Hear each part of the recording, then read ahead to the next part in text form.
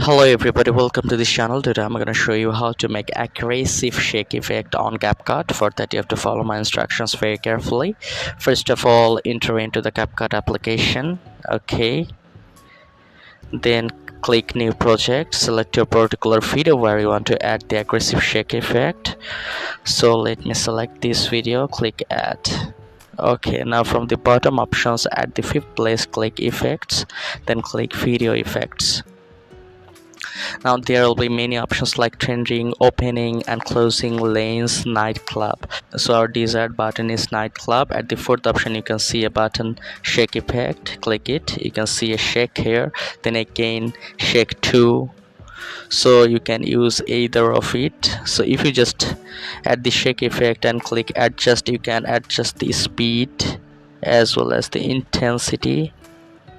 Okay, if you want to make it more aggressive, you can increase the intensity like that as well as the speed.